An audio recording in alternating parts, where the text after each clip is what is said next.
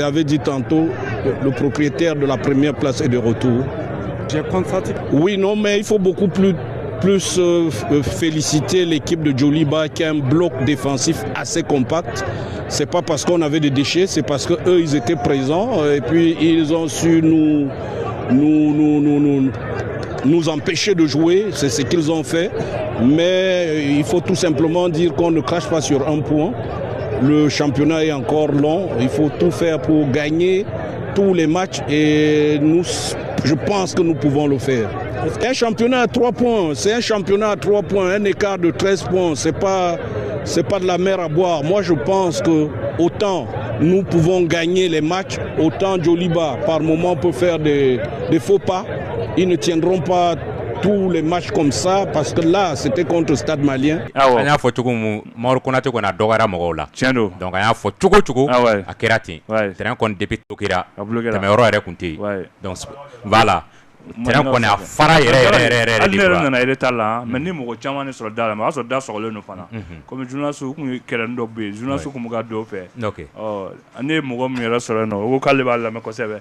O ne ga denga tela ga tema so mogo shimu diga do. OK. Terrain fara bura mo ga biye bubolo anya fo chokomi vraiment nga ke anta fe Djoliba salu koni a bolontanga na ke Mauro Konaté la blé o yanga la ni de wata 20 mars kada bo mo buga tikiuta kata muto jo parking na ibe wari sara tuguni ka fo ali maseka do koni na parking ndu ngona go kai ko tanga jwara ka bangon ka wari be sara de ni bega problème ye kunungo wa akili to ala jagari temen bala so mo mo vie ita fa ka ke ita ke gata kuno foni ngana di to nyemo de se ka seben ngana fo abasa ni ala jagari bali unana kana nyafo yere de parce que a foto amna bali unana mo mo yera ni ya fo kwanga kuma ngaya kuma fo wala aya fo parce que mais bra aya fo mais nanga kuma ti la mais to nyemo de se ka ke sa so soto parce que drapeau mu sur le terrain garage ko fe soto rubi ka ta drapeau foni ka boy ko jo pour que ça ballontan la to nyemo ko ta la ko sana Merci voilà. Nous na chien fleur de jagara abika ke.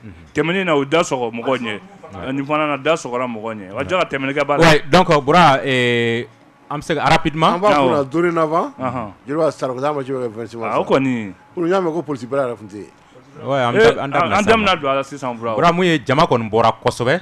Mu ye bolontan be damine 16h45. Mu ye Boubou Traoré peni ale de kun file la. Anga arbitre Eliuto le kun ga fie. Aka krefe jo kun Modibo Samake anu be gisi arbitre nanna kun Ablaye Mukoro.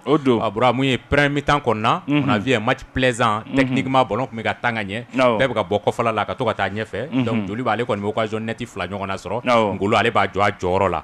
Mi-temps kon bi bo 0-0 bura mais mi-temps bolé bura mun de kera dabal banko ye mi-temps bora 17h34 pen na ga jamaw bura minute bi sabade ke verser kona 30 minutes yanu ga bo mi-temps bora 17h34 coup d'envoi nana deuxième mi-temps a coup d'envoi dira 18h04 minutes donc ko gelea kumbe aka lakana donc ko peni ko fo lakana ka sabati ko so pour ga kana match fait anyo kuna fonu de soro bura parce que vraiment on a vu Djoliba ne stade fin munu yanyu le kunu dibi bon fan be bon fan donc verser qu'on mi tant kele pour que aga do bra police na choko we are bon already bra we are bon soteru soteru flabe ko nga boni ke bra anjigina ka ta sadu u bere ko nga boni ke bra anjigina ka ta nyeni ko la peni dondola doy jismo ne fenga bo jismo la glace cour d'or ko la o peni sura ko la o ligue pour ga na deuxième mi-temps fia kono parce que faut ga sécurité garantie bura match re terrain konara police mu atime police tanga do jole mo dala mo dama don de peni compagnie ka do donc a fin de la sotoru ya bon sotoru kele ga bon ça je dois stade police ay terrain konala mo peni combat tambo mais atale mi-temps na ça pour aga yele kana ça police mu compagnie ka do aga ta police tan fly o soro ay 26 minutes de ke mi ga chronologie nga téléphone na ambassadeur bokana ma glace gros de a soro pour aga fokati na ngase kana match fait to amna be muna jira bra mo refia sotre fan plan be ga boni ga be salu subi ga ke jeli subi ga ke no bra kungo be ya ke jeli subi ga salu subi ya bla fe be ga bunga vraiment amu pomana ni era ma me kai boni tension ala le kuma volontaire na kungo c'est trop sotre ma kuma me boni ga bra ora to peni bena ga sigide mo chamba police chamba unta ko après to wa soro ga wuleli ke police do ga soro ga faralu ga to wa soro ga compagnie ga soro ga ta donc ma fi ni ñogona la be bro ko sécurité garantie ka foko sal Djoliba do be ko am ga mise passé ku be kan la mo kuma ta la fleur ñana kun Voilà, parce que voilà, bra, écoute, supporter ne y'a ye u bɛɛ la fila bɛɛ bɔ i bɛ ka jigin alifitiri kan. Bura supporter mun ka ko yɛrɛ ka kunna n dabali Penipeni yɛrɛ dɔrɔn tɛ dɛ stade joueur joliba joueur supporter yɛrɛ b'a la k'u yɛrɛ ka joueur banabaatɔ dalen duguma k'a bu u ma taga ballon-tan na joueur banalen don a bɛ kɛrɛfɛ supporter bɛ ka jisuma ni fɛn k'a dalen bu ballon-tan dɔwɔra 0-0 bin ma don a si la o ka taa ni ballon-tan fair play minɛn kɔnɔ dɔrɔn. A ye contrat di bɛɛ tiɲɛ a b'a to n ka tila de ka sɔrɔ a bɛ k'a tigɛ a tɛ faamu o la o. Ni tilara contrat di la bura ou bien o tɛ yan. Comme an bɛɛ tun bɛ yen. Bon ni ne tilara contrat di la sisan Bali yɛrɛ ko ne de tun bɛ yen ni tilara contrat di la a b'a ka farangaw kɛ. Si je fais le film du match ka fɛnw tɛmɛ après a b'a ka farangaw k'a kan mais n'a tigɛra a cɛmancɛ la. C'est pas trop professionnel. Donc bura mun ye mi-temps kɔni ale bɛ bila 17h34 minutes 30 o de donna o mi-temps ni ɲɔgɔn cɛ. Donc à 18h04 Penipeni bɛ deuxième mi-temps ale coup d'envoi di. Donc deuxième mi-temps kɔnɔna bura ballon duman mun yera première mi-temps na an m'o ye deuxième mi-temps na gosili carton kɔni bɛ di fan bɛɛ fɛ ballon duman mun yera première mi-temps na o ma ye deuxième mi-temps na mais donc Stade kɔni deuxième mi-temps na u y'u kolo jɔ mais Joliba ka changement labanw olu pusara kosɛbɛ surtout Kader Kenan Armel ale donnen ani Kefa Tangara olu sera ka occasion dɔw sɔrɔ ɲɛfɛ Joliba yɛrɛ poto gosi match bantɔ la donc a match nul kɔni c'était juste donc a match nul partage de points kɔni yɛrɛ bɛna mɔgɔw ka kumaw lamɛn sa acteurs ka kuma donc u bɛɛ nisɔndiyara ni a match nul ye donc vraiment première mi-temps on a vu du beau football mais deuxième mi-temps un match très haché gosiliw ka ca carton ka ca fautes ka ca sorteurs bi kulew la fan bɛɛ fɛ bonniw bi kɛ vraiment deuxième mi-temps kɔni ale ma diya kosɛbɛ Penipeni yɛrɛ a kun pressé no match yɛrɛ ka ban parce que ale première mi-temps 3 minutes additionnel dira la minute kelen dɔrɔn de jouera deuxième mi-temps yɛrɛ fɛnɛ presque a temps additionnel a ma taa a bɔ a kun pressé no match yɛrɛ ka ban n'o de ye a ka taabolo la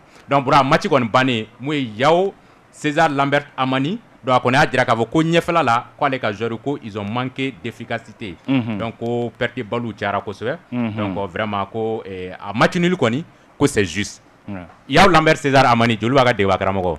Ça a été un match haché, très dur, où l'enjeu, c'est un derby normal à tuer le jeu. Mais après, je pense qu'en termes d'occasion, on méritait de l'apporter, sauf qu'on a manqué d'efficacité devant, par inintelligence, par manque de férocité dans les 20 derniers mètres, par manque de choix, mauvais choix. Voilà, ben après, ça reflète le match et on s'en sort avec un point, c'est mérité au vu du match. C'est vraiment un match, la parité ne m'étonne pas. Voilà, que la parité ne m'étonne pas. Donc, à match nul, a fora aller la Kosovè. Burkassoum Diara, Joliba se fan fallait faire une histoire de match nul na Kosovè. Sanga bingo dans ton coffre ni misata on a victoire de mai victoire ni na match nul soro amala fuga barka da ola quoi d'accord championnat avec soro ñine non avec soro amé champion ni Allah na la kira sona ma antek mala ñina ma OK mais match là bas na nya yaka cede munun jona fraîcheur don be akun sega kili fla ñogona do voilà bon dépendant ma sega ballon bari soro ñefe ga sega sinda ga action bank ouais donc sega mu fo supporter we jama pour abi supporter mu fo dante foli no boro na na soutenir anunye n'a sɔrɔ an ka motivation ye kelen a kɛra sabari quoi mais an b'u fo k'u barikada o la hali bi ka bɔ u kana championnat tɔw la finale de b'an bolo fo ka taa se championnat banni ma bon mun fɔ supporters ye n'u nana match la match mana kɛ cogo cogo u kana dimi ka dusu bila hakili ɲɛ u ka to an kɔ u k'a kɛ ballon-tan kɔnɔ fair play la an ka jouer u ka to an kɔ quoi an b'o de f'u ye. Voilà, Burkassoum ko a mana gɛlɛya cogo cogo ko supporter ka sabali ale y'a kuma kun cɛ n'o ye Star ka degeba karamɔgɔ Moril Mesak Njoya le coach camerounais ale fana ko le Joliba a été très solide donc vraiment donc a kɔni y'a jira k'a fɔ ko championnat ma ban walisa k'u bɛ se ka kow kɛ Moril Mesak Njoya. Bon, disons que c'était un match de haute facture, surtout chaque équipe a eu sa mi-temps, chaque équipe a eu sa partie et je dois avouer que nous avons en première mi-temps eu affaire à une équipe de Joliba solide défensivement, se regroupant très rapidement et en deuxième mi-temps nous avons dû dérouler et malheureusement nous n'avons pas trouvé le chemin de but. Il est vrai, nous venions pour gagner, mais le football c'est ça. Il y a trois éventualités, soit vous gagnez, soit vous faites nul, soit vous perdez. Et j'avoue que lorsqu'on fait nul contre une équipe solide, on n'a pas vraiment trop à se plaindre, bien qu'il y ait beaucoup de points à prendre encore, il y ait des points, parce que là, le retard est considérable. Mais nous n'en démordons pas, nous pensons que les prochains jours seront les meilleurs. Nous allons tout faire pour engranger les points. On va engranger les points pour refaire notre retard. Et je tiens toujours à dire, pour que les gens, je ne sais pas comment les gens interprètent souvent nos paroles face à la presse. J'avais dit, le propriétaire de la première place est de retour. Bon, il faut prouver le contraire. Et puis nous allons engranger les points. Voilà, Moril Messac Njoya, ils vont engranger les points. Donc, ça, quand match, tu as match temps en équilibre, mais journée normale, tu as match qu'on entendait.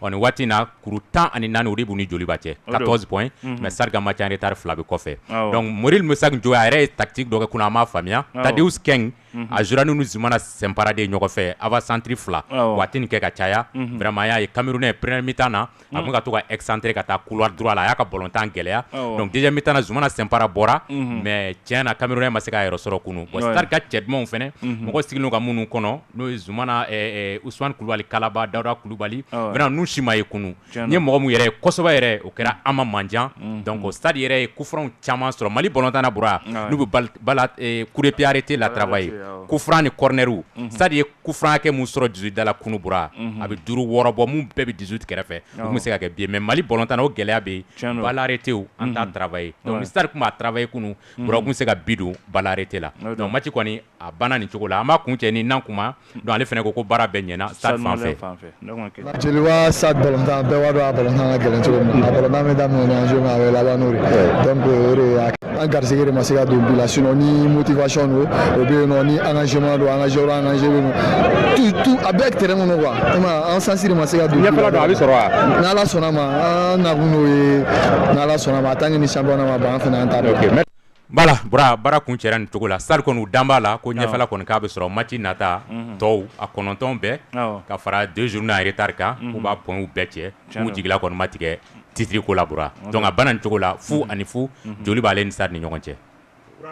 Donc directement bɛ don classement kɔnɔ la 17 journées après 17 journées kɔfɛ jɔyɔrɔ cogoya filɛ nin ye Joliba AS ale bɛ jɔyɔrɔ fɔlɔ la kuru 30 ani kuru 7 b'ale bolo jɔyɔrɔ filanan bɛ AS Real de Bamako kuru 30 ani kuru 5 o b'a bolo jɔyɔrɔ sabanan Binga FC kuru 30 ani kuru 2 b'a bolo jɔyɔrɔ naaninan bɛ FC Jara bolo kuru 30 ani 1 jɔyɔrɔ duurunan Isfas kuru 20 ani kuru 6 o b'ale bolo donc jɔyɔrɔ 6nan Aisco o b'ale bolo Aisco bɛ kuru 20 ani kuru 3 o b'ale bolo jɔyɔrɔ 7nan bɛ Stade Malien de Bamako bolo kuru 20 ani 3 Stade ka match retard 2 bɛ kɔfɛ o dɔ ye Aisco ale ni Afe donc jɔyɔrɔ 8nan ale bɛ Buguba bolo Buguba kuru 20 o b'ale bolo jɔyɔrɔ 9nan bɛ Derby Agaden bolo kuru 10 ani 9 jɔyɔrɔ 10nan bɛ Bakarijan bolo kuru 10 ani 8 o b'ale bolo jɔyɔrɔ 10 ani 1nan donc o bɛ Afe bolo kuru 10 ani 8 o b'a bolo jɔyɔrɔ 12nan 11 créateurs kuru 10 ani 4 jɔyɔrɔ 10 ani 3nan ale bɛ Bugunikaw bolo kuru 10 ani 2 jɔyɔrɔ laban ani jɔyɔrɔ 10 ani 4nan o bɛ FC Malikura bolo kuru 9 o b'ale bolo nin wagati kɔnɔ la bura n'Ala sɔnna kunnafoni mana bɔ a tɔ kɔnɔ la an b'o di mɔgɔ ma ladira kɔnɔ la Buraka Tugu la Ligue de Bamako Bura k'u ka élection district donc ko sini don 9h wagati Stade Gourma la fɔlɔ ta kɛra yɔrɔ min na k'a bɛ kɛ a bɛ ACE kɔnɔ n'i tɛmɛna Palais des Sports kan ka dɔɔni kɛ n'i tɛmɛna Palais des Sports la voilà gauche fɛ dɔɔni dɔrɔn Stade Gourma bɛ yen i bɛ taa n'i tɛmɛna Palais des Sports la a fɔra k'a bɛ taa ok ne bɛ taa e bɛ ka yɔrɔ ɲininkali kɛ fɔlɔ ayi ne ko de mugu a fɔra aw ka taa fɔlɔ aw yɛrɛ de bɛ ka nin ko in yɛrɛ ta k'a kunna dɔɔni cogo min jɔn b'an ka taa kunnafonidilaw kɛ an bɛ taa kunnafoni nɔfɛ an tɛ taa mɔgɔ nɔfɛ ne y'a faamu kɛ mais ne bɛ k'a fɔ aw yɛrɛ de bɛ ka ko in ansi yɛrɛ bɛɛ juguya quoi a y'a ko n'Ala sɔnna kunnafoni mana bɔ a la dɔw kan bɛ premier division dɔrɔn don dɔw kan bɛ deuxième division voté n'an kɔni taara n'a ko kɛra cogoya min na an ka mercredi émission na an bɛna di mɔgɔ ma. Inchallah.